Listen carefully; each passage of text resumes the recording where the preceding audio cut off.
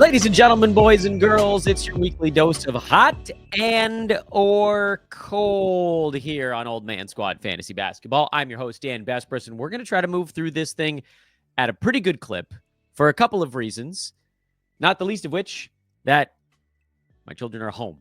So lunacy could break out at any moment, and the faster we can do a show, the greater the odds that we dodge the crazy.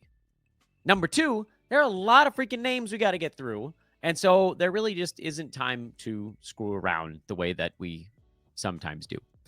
Follow me on social media at Dan Besbris, but most importantly, hit that subscribe button. Yes, indeed. Find the subscribe.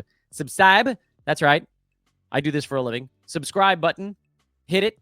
However you're taking the show. If you're watching on YouTube, hit the like button. If you're listening after the fact, please do drop that 5-star review on Apple or Spotify. For those uninitiated, this is Hot and Cold Week 8.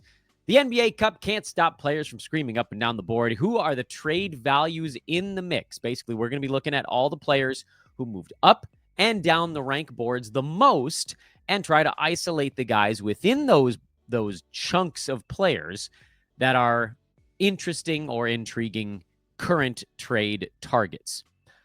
We'll start with the folks that are on the rise. We will move to those that are on the fall. And I'll tell you right now, stick around because the names that are falling are actually the better values this coming week.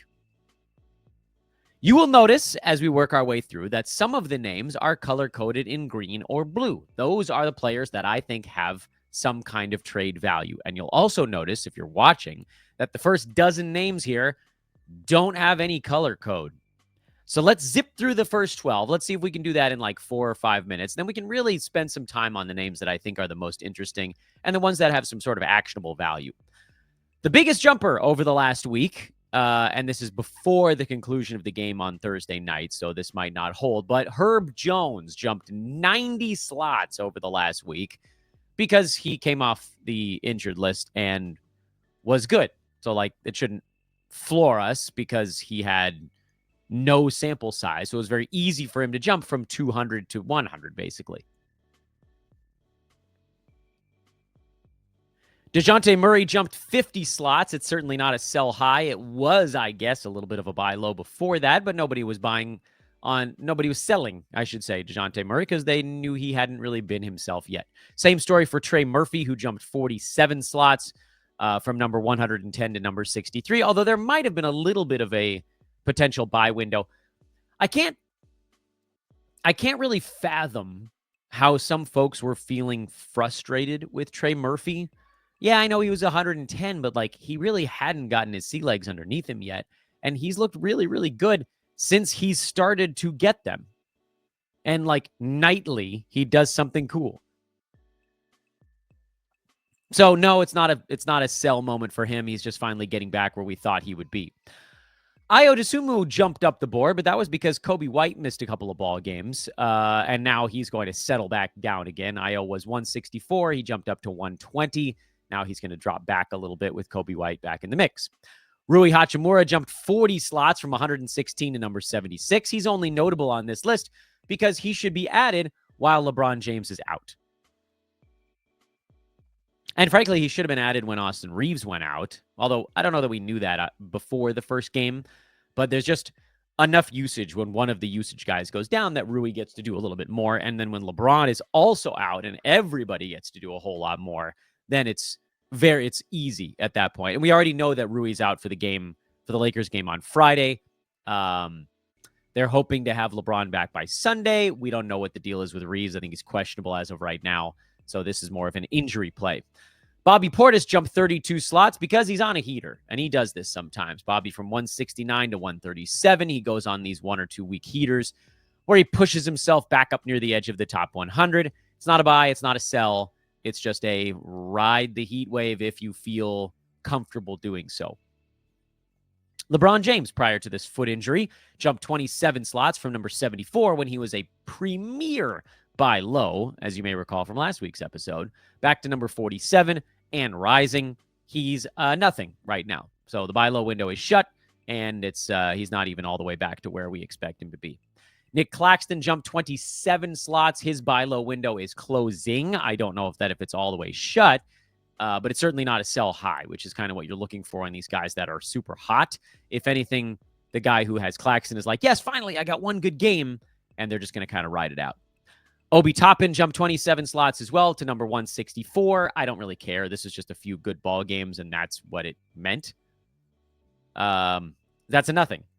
Larry Nance jumped 23 slots because he got one start with Jalen Johnson out. That one's only notable, and I only put him on the list because I want to make sure that the next time Jalen Johnson misses a ball game, we are all ready, little itchy fantasy trigger fingers, to pick up Larry Nance Jr. and get him in there when he starts the ball game. But certainly you're not doing anything with him right now because Jalen Johnson's back. BetOnline continues to be the world's most trusted betting platform and your number one source for online betting. From the earliest odds to in-game live betting, BetOnline provides you with all the action and the ability to watch the games as they're happening, with the largest selection of odds on everything from football to the NBA and college basketball to NHL and UFC. Please, please do what's good. Head to BetOnline today and don't forget to use promo code BELIEVE, BLEAV, for your welcome bonus on your first deposit. BetOnline, the game starts here. TJ McConnell is up 23 slots. This one is really more of a victory lap than anything else.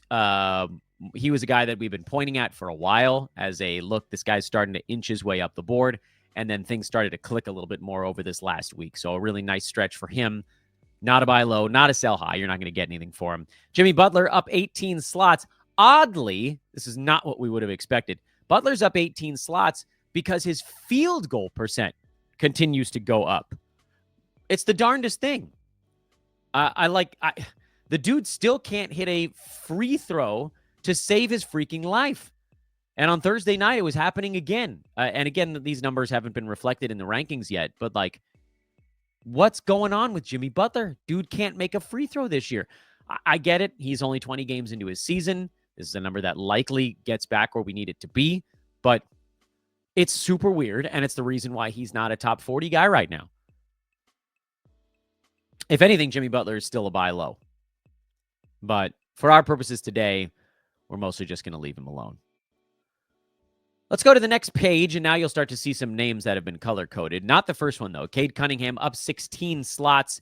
He's had a really nice week, up to number 48. That was prior to the Celtics game. I think he may have slipped 2 or 3 slots. But either way, the point remains the same. He's been playing well. The turnovers are very, very high. And frankly, I think we could see the free throw number get higher. I'm also a little bit worried that he's going to run out of gas at some point if someone else on that team doesn't give him a little bit of help. But this is just who he is. He's a punt turnover superstar. First name that I have highlighted today is Santi Aldama, who is obviously working some sort of weird voodoo and shooting 52.5% from the field. He's playing 27 minutes a night, and he's number 65.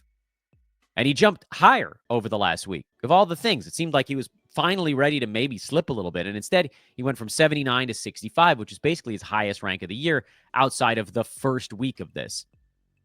He's been bouncing between 70 and 100 pretty much after that first week until this one where he got hotter. None of it adds up in my eyes. It's possible that he got better. These things do happen, but this kind of leap feels statistically weird. And so, again, I don't know what you're going to be able to get for him, but at number 63, you should be able to dangle that to someone and say, look, I'm not asking for much back. I'm asking for, Keegan Murray, who I'm sure you're super frustrated with and continues to be mostly not entertaining. And he was fine for Sacramento on Thursday night. It was, I guess, one of the better games for him lately because he had hit some 3-pointers and he did it on an okay efficiency number. But that's the kind of guy you might be able to get in a situation like this. By the way, don't say we didn't warn you about a Malik Monk cooldown game. Or, I don't know, who else could you get for Santi Aldama that might have... What about a Naz Reid, if somebody's frustrated with Naz Reid? Jonas Valanciunas, I might just ride Aldama. Bilal Coulibaly, who has some really interesting upside if he ever learns how to make a shot again. thinking about some other guys that are in that like 115 run, 120 range. Could you get a Men Thompson? Probably not. It's worth a try. You never know. Could you get Drew Holiday, Austin Reeves? Unlikely, but maybe. Derek Lively. I bet you could get Lively. That one might work. Or maybe you want to take a chance on someone we just talked about on our show yesterday, like a Zach Edey or a Donovan Clingan. Rudy Gobert is up 14 slots over the last week. He's finally getting back to where we thought he would be ranked, but he's not there in the way that we thought he would be there, meaning his rebounds are down, his blocks are down, and his free throw percent is way the hell up. I'm skeptical, but I also hope that the other stuff corresponds to it. I think Rudy Gobert is bordering on a sell high right now, but probably not exciting enough to get back what you'd want. Unless you think you could get, like, if you wanted to switch him up for like a Freddie VanVleet or a Jared Allen, I mean, you probably can't get Jared Allen for him. Who else is in that range? There really isn't anybody that I'd want. So let's go to the next one, and that's Tyler Herro, who continues to just shoot his freaking butt off this year. Another massive field goal percent game for Miami. Yes, I get it. Guys get better, and it's possible that Tyler Herro got better season over season, but not this. This shot profile is screaming downtick at some point. Guys go on long hot stretches. It happens. And for Herro, he's shooting way better from every spot on the floor. 3-pointers, he's 2 or 3% above his career mark while taking 2 more than any other season. His effective, this is what I like to go to. Go to effective field goal percent and see how that corresponds with other years. Tyler Herro's effective field goal percent right now is 60, and his best before that, 53. So yeah, could he get a little bit better? Absolutely. Is he going to get that much better after his entire career was 52, 52, 53, 53, 53, 60? Probably not. And the nice thing with Herro is that you can get stuff back for him now because he's done this for 25 games, 23, 24, whatever the hell it is. That's enough to convince other managers. You don't have to do the convincing. The numbers will do the convincing that this is at least partially who he is now. That he's a 48-88 splits guy, which most likely he's probably not. So, yeah, what we were saying about Tyler Herro, he's been good enough now for long enough where it does feel like you could probably go lock in like a safe top 50. And I know what you guys are thinking. Why do I want to do that with a guy who's rolling top 30? Well, it's all about what happens from this point forward. And if we think that Herro suddenly starts becoming a 44% field goal guy with the volume of threes he's taking right now is a very conceivable number, that would move him outside the top 50 from this point going forward. He's also been somewhat of a banged up dude over the course of the last couple of seasons. So you look for a certain hammock, a safety net, the guys that you think are going to be in that 40 to 50 range that you can just lock them in long term and you don't even really have to think about it. Names that I would give up Tyler Herro for. Walker Kessler, who's not super safe, but also really fun so far this year. DeMar DeRozan, if you could get him. I'm not on the sell high train with him. I actually think he's going to cruise along at pretty close to this clip all year. I would give up Herro for Garland, Bam Adebayo, Jarrett Allen. If you needed a big man, that's a little bit of a different monster. You're not going to get LeBron James, but obviously I would do that. You're probably not going to get Jalen Brunson, but I would do that as well. Pascal Siakam is or Scotty Barnes if somebody's getting frustrated there. That's probably about as low as I'm willing to go, other than if you wanted to throw like a buy low guy as the pairing, like a Freddie VanVleet is one that I think probably moves back up 15 to 20 slots here coming up. But that's probably about as far as you go on a Herro sell high. The next sell high is Jakob Poeltl, although this one's not quite as significant. But he did move 10 slots up over the last week, which I thought was notable because he was already at 51 and he moved up to 41. So the return of Kelly Olynyk hasn't really slowed him down, at least not that specifically hasn't slowed him down. Other things might. He is shooting better than expected at the free throw line. That's a number to keep an eye on with him. If that dips down out of the high 60s, that's a way that he falls off pretty quickly. The other stuff feels somewhat sustainable, other than kind of looking at this as is this team really trying to win long term also? I think it was actually Jakob Poeltl that came out at the beginning of the year and was like, yeah, we're not worried about winning every ball game. Or he said something like the quiet part out loud sort of deal. And if any of that stuff is kind of creeping into the back of your mind, if the free throw thing is creeping in, if Kelly Olynyk is creeping in, yes, I know Scotty Barnes is back out for a couple of weeks, so that probably keeps things pretty open for Jakob Poeltl to remain as successful as he is, which I hope continues because I have him in a bunch of places. But again, it's almost the same list as Herro. Like if you can lock in one of these 55 or better range guys, you simply do it. Because Poeltl has question marks around his name that the guys I just listed off don't. That's the bottom line.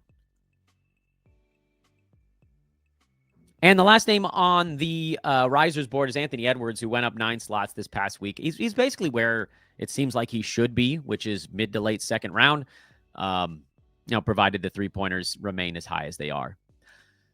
Let's get into the fallers now. And look, there's a lot of names on the fallers board, but about the first 7 of them are just stupid. So let's just zip through those. Like JT Thor, down 69 slots. Nice. But who cares? Taurean Prince down 41 slots. And, this is the whole tree falls in the forest thing. These were guys that you weren't concerned yourself with anyway. Scotty Pippen Jr. down 41 slots. We knew that was going to happen as Memphis got healthy. Aaron Gordon down 39 slots. I guess that's somewhat notable, at least in as much as like he got off to a really hot start, making his foul shots, and just the percentages were way out of hand. And I don't know. I thought it might take longer for him to go back down where he always is, but it happened quickly.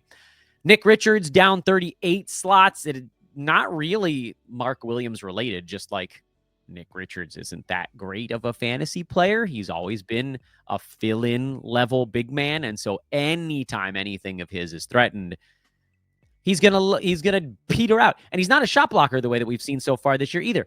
I get it. There's this unknown thing, but dude started like 60 games last year after Mark Williams went down, and he was barely filler level.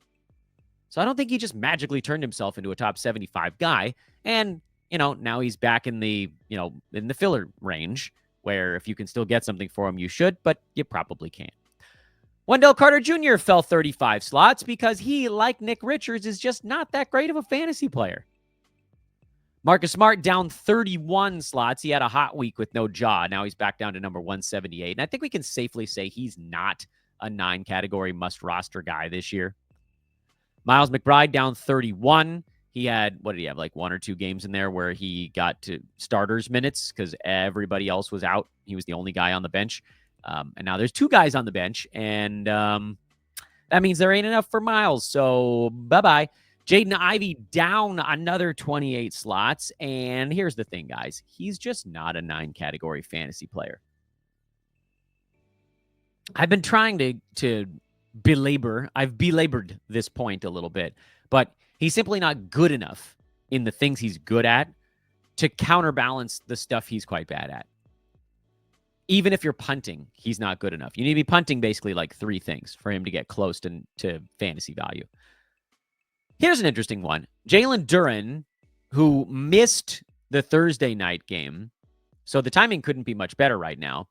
Jalen Duren falling again. Just keeps falling. He's down to 189, and it kind of feels like we're at the bottoming out point. And I don't want Jalen Duren on my fantasy team, but he is a buy low right now. And basically what happened was, and you guys that have listened to the show, you know what I've been saying about Duren, which is sell him as soon as he has a big ball game. Well, he didn't have any. Like, there just haven't been any. There was like 1 the whole year. So that opportunity never presented itself. Instead, he's gotten so bad that now he's moved past the I still don't want him marker to, all right, I mean, I guess I'll take him if you're going to drop him. And that's kind of where we're at. Like, I'm not going to give up anybody on my fantasy team that I even have the remote desire to start on a night-to-night basis. But if we're talking about like a Malik Beasley heater, if you pick up a waiver wire guy that gets hot for a week and you can spin that into Jalen Duren and just see how it goes, sit on him for a week or two, I would do that. That's where I'm at with Jalen Duren. He's a buy low, but he's a don't spend anything over a short-term fix kind of guy. Bennedict Mathurin. Nobody's even noticed that he got bad. He had this great fill-in run right when he first took over for Aaron Nesmith, and he's just fully out of gas now. And he's fallen to number 125 overall on this season and falling. It's not a buy low. I just don't. He's just not startable anymore. Brook Lopez is an interesting kind of in-between guy right now.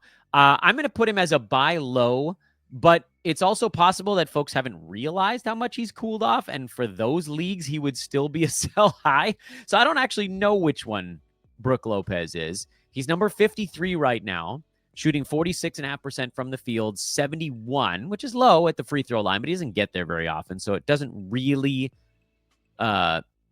impact his rank overall. I just think this one is all about your league. If someone else has Brook Lopez and they're frustrated and you can go get him for somebody who's ranked in the 60s or 70s, I would probably do it. If you're the guy who has Brook Lopez and you're thinking about trying to unload him, I don't think I would move him right now. I think if you have him, he's a hold because he's had 3 games in a row without a blocked shot, which, eventually it was going to happen because he was on a pretty furious block run. And his field goal attempts are down because Bobby Portis has been hot. Those things do go hand in hand. If you remember from the hot board just 15 minutes ago, Bobby Portis is on a run right now. And it swings. It's a long season. The season is a big sine wave that goes up and down and around. Life, circle, flow, doing the bull dance, feeling the flow. I think Brook Lopez, his rank right now, I think this is where he's going to be. But because of the way he's gotten there, he's both a buy low and a sell high at the same time. Explore your league, see how Brook Lopez is valued among your peers, and you might be able to turn Brook into something. Shaedon Sharpe fell 25 slots, but this is all predictable. He's not a 9 category guy. He's a punt guy. He's frickin' Jaden Ivey. He almost have the exact same fantasy lines right now. It's strikingly close. Sharpe, better free throw. Ivey, better assists. That's pretty much it. They're both scoring about 17.5 points per game. Just not a 9-cat guy. Ochai Agbaji is down 25 slots, but it's worth noting that Scotty Barnes is out, so there's a pathway for Agbaji to have some value again. He was fine on Thursday night, but this is the way that he gets to value, which is high field goal percent, high free throw, doesn't do all that much stuff, but can usually kind of wiggle his way into a few rebounds, couple of assists. He didn't get any in this ball game. A steal, part of a block, and it's like this quiet, most of the 9 categories kind of thing. But if he's not shooting well, it turns ugly real fast because he's not elite in anything. He just has to be like average-ish in most things during the Scotty Barnes absence. So if anything, Agbaji is just a short-term pickup. Yeah. And let's go to the last page of fallers, and this is a heavy dose of buy low. First name on the buy low list is going to make you guys vomit, and that is Bradley Beal, who has been flat out awful lately. He's fallen to number 77 overall. His percentages are falling. He's been hurt in and out of the lineup a bunch. And that is precisely what makes him a buy low opportunity right now, because he's been so incredibly frustrating from a health standpoint. And other than the very last ball game where he shot 8 out of 12 and like quietly had a better game that nobody noticed, he's been playing pretty poorly. But Beal is better than that aggregate. And if he gets healthy, it's a big if, mind you, but if you can get him for a price around where he's ranked right now, which he's fallen basically to the edge of the top 80, you do it. Because a lot of the other guys around that range don't have anywhere near the potential that he has to jump 30 slots up the board.